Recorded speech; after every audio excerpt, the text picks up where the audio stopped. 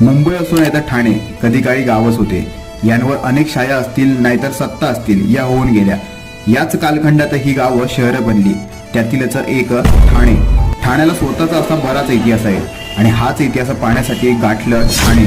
एका दिवसात काय काय पाहता येईल म्हणून पायीच केलेली पायपीट आणि याच फेरफटका पाहिल्या त्या म्हणजे भल्या मोठ्या तोफा, जुने मंदिर, किल्ला.